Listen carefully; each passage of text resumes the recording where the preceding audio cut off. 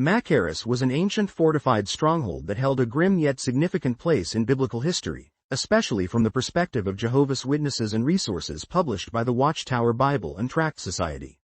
Although the Bible itself does not explicitly name Machaerus in its narratives, historical and archaeological evidence, supported by references in the works of the first-century Jewish historian Flavius Josephus, links this imposing fortress to a momentous event in the ministry of John the Baptist, a faithful forerunner of Jesus Christ. In examining what Jehovah's Witnesses have written and said on the subject, one finds that Machaerus is frequently identified as the likely location where John the Baptist was imprisoned and eventually beheaded. According to scholars and historians that many witness publications reference, this fortress stood on a high, rugged hill on the eastern side of the Dead Sea, in what is today the territory of Jordan. By considering the physical geography of the region and what's known of Herod's dominions, witnesses generally agree with historians that Machaerus belonged to a string of Herodian fortresses that also included Masada and the Herodium, strongholds chosen for their strategic and defensible positions. Machaerus, perched on a mountaintop plateau, would have offered a commanding view of the surrounding desert and the shimmering waters of the Dead Sea below. Jehovah's Witnesses rely on Josephus' account for historical context. Though the Gospel writers, Matthew, Mark, Luke, and John, make no mention of the fortress's name, Josephus explicitly names Machaerus as the prison where John the Baptist was held captive. According to the narrative pieced together by witness scholars and commentators, after John publicly condemned the unlawful marriage of Herod Antipas, who had married Herodias, his brother's former wife, he was arrested and taken to this remote fortress.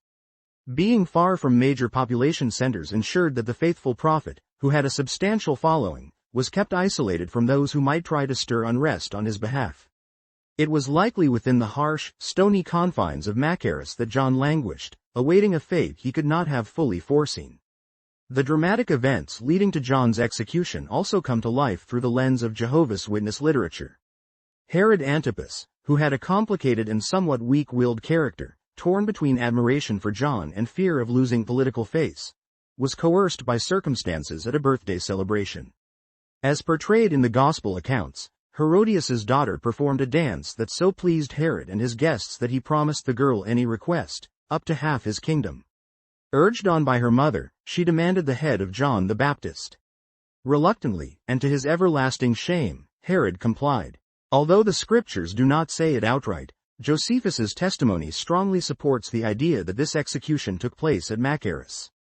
Jehovah's Witnesses, while careful about separating confirmed biblical fact from historical inference, often note that Josephus' detailed information adds a dimension to our understanding of the Gospel accounts, corroborating the scenario described therein. In terms of archaeological significance, publications by Jehovah's Witnesses sometimes highlight the discoveries made at the ruins of Machaerus. Excavations at this site have revealed the foundations of Herodian architecture, the remnants of fortified walls, towers, cisterns, and the remains of luxurious features such as Roman-style baths. These findings align well with the historical image of Herod's lavish and heavily defended strongholds. Machaerus would have been a place equipped not only as a military bastion but also as a royal retreat, capable of hosting the sort of grand banquet at which Herod made his disastrous promise. For Jehovah's Witnesses, understanding the significance of Machaerus goes beyond archaeological curiosity.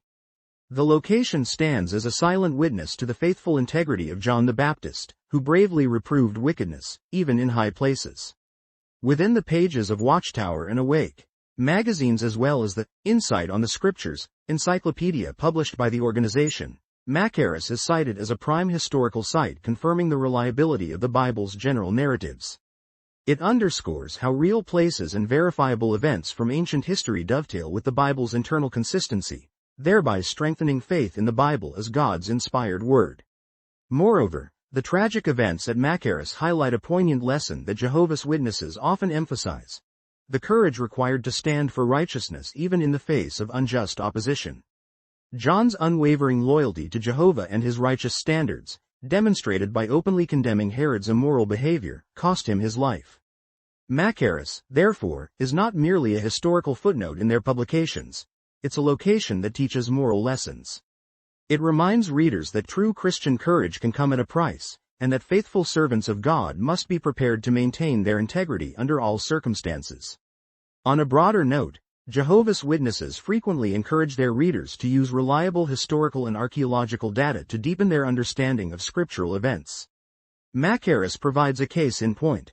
Though not named in the Bible, outside sources like Josephus help fill in historical details.